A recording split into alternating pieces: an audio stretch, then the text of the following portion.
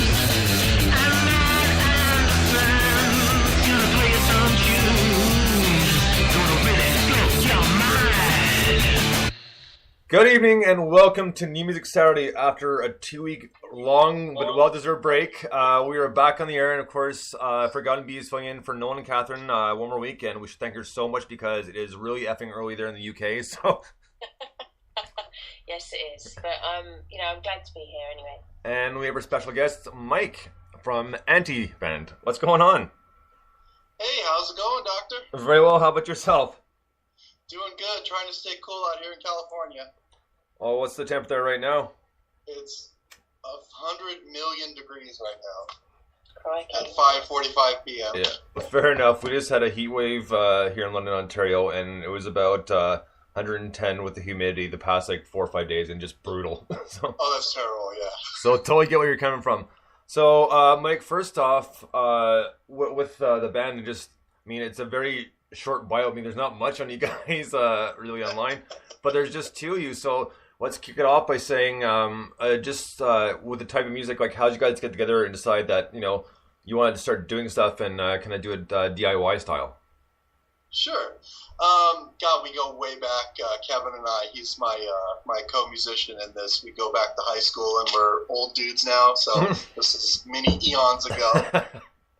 Back in the Plasticine era, we met. And when we were in high school, he had a very Christian dad, and he was not allowed to listen to rock music. And I was his illegal bootleg source for all of this rock music, and I got him hooked on the devil's music, as they like to say. And so basically, we've kind of been going back and forth ever since with getting each other into new music. And then we started making music back in the 90s, way back when. Had a band that played all of the LA clubs, right? And, tried to get a record deal and all that run around there, which was a giant, really fun waste of time.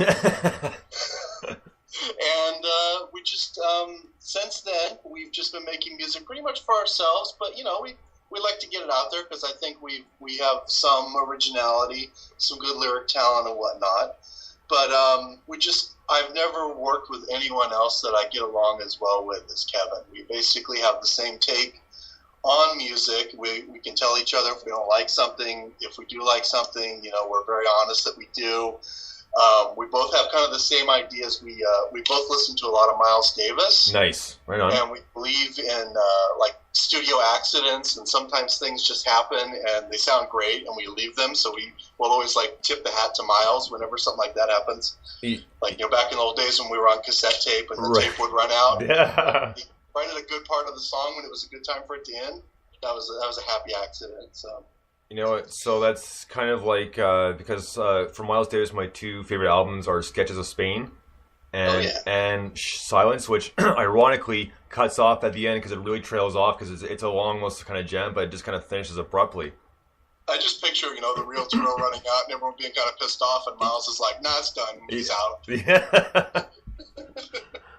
Right on. I Like, totally get that vibe. He was like that in the studio. yeah, I know. He seemed like well, very very creative. That's for sure. So, kind of, you never know what you're gonna get from him. Exactly. But it's kind of interesting that you mentioned that growing up, Kevin and I had to get his music from you because that stuff normally that I know you kind of like, let's say, hear about or see in a movie, but obviously you're aware that it actually happens, but you actually don't hear this actual story saying, well, yeah, man, like he couldn't listen to that stuff at all. So I got him into Kiss, Led Zeppelin, like. Yeah, he got me back. He got me into jazz because his dad, even though he's very Christian, is also an amazing jazz drummer. So he had that foundation of all that cool jazz music that he affected me with. So he paid me back. It worked out. That's another good thing too, because jazz drumming is not easy by a long shot. I'm not a drummer by trade, but just from the people I know that experience in the music business have said, no, that's one of the hardest things to do because it's, just like normal, it's all about timing, but there's just something a little extra to it that just, that it's a little bit harder to do, I guess. Like, I don't know exactly how to explain it, but you almost have to carry a little bit of melody if you're a jazz drummer. And getting melody out of drums is not the easiest thing in the world. Not even close. Forgotten B? B, you got a couple questions? Yeah, I've been listening to your music, and it isn't. Obviously, I've been exposed to it because I'm on the show, which is fantastic. And I just wondered what sort of, because you're really unafraid to kind of challenge the listener, and I just wondered what sort of fan base do you kind of aim your music at? Because you can't be pigeonholed. There's no kind of genre to it because it's just so unique. Well, I've been listening, so it's true.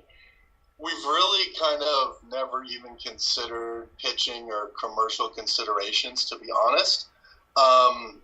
We do what we like. We both have pretty wide-ranging tastes, and if I start playing something on guitar that sounds like a country song, even though I'm not the biggest fan of country, it'll be a country song.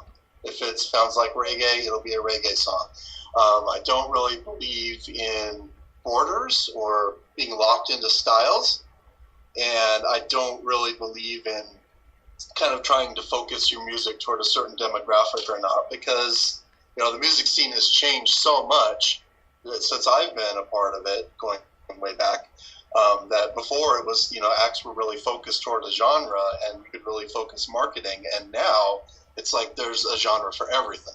Oh, there's absolutely. a million genres out there. And really, I'm just more interested in doing something that I like, that I want to listen to.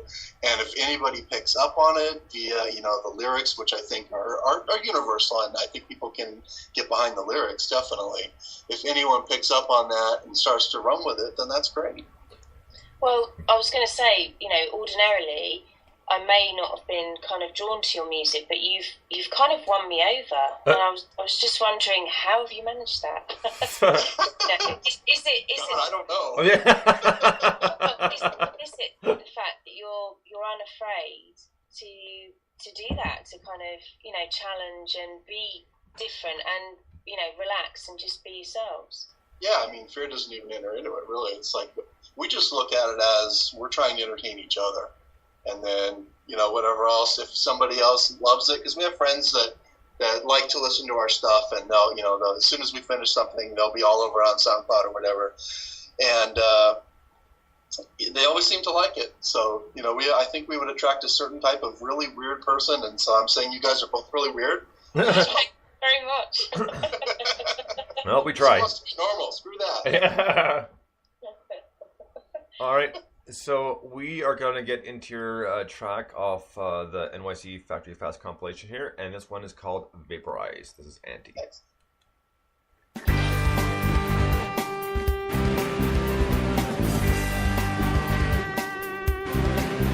Transcend, contend, don't bend.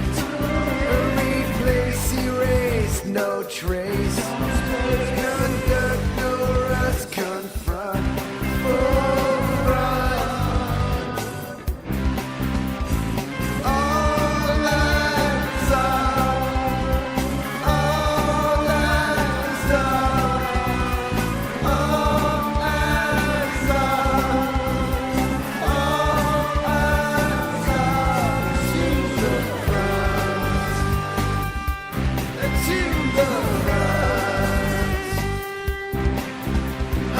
erase, deface, no trace. Refine, define, deep side. Confined, unlined, unfed, undefined. All lives are, all lives are,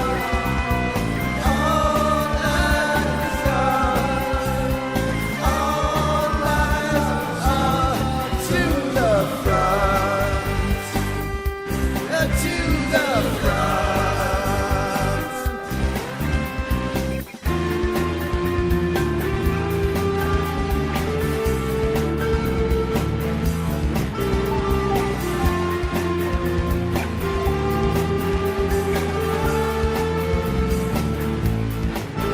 Pick sides, tell lies, no pain. Consign, real time deface. No sides, wide stride, and set a true lie. And vaporize, and vaporize, and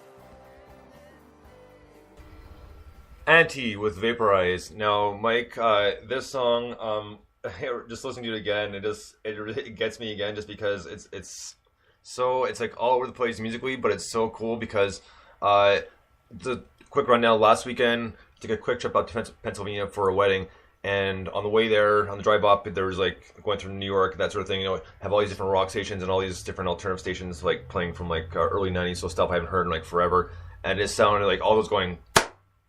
Like all bunched into one, but it's so cool because you know it's like B said, it's nice because you can't pigeonhole yourself. Like it's literally impossible. Like there's no set format to it, you know.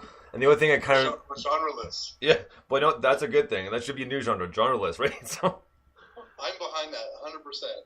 But the one thing I did kind of notice, like, out of any influence I could pick out near the end, kind of remind me a little bit of Sonic Youth, like old Sonic Youth, like with like Washing Machine and Dirty, and you know, like what's it called, Goo, from those albums. That is super astute because Sonic Youth was my favorite band from about 1990 to about 2000 and something. So yeah, huge Sonic Youth fan, and so's Kevin. Oh, same here, man. I grew up with them and saw them a bunch of times live. So, definitely one of my favorites.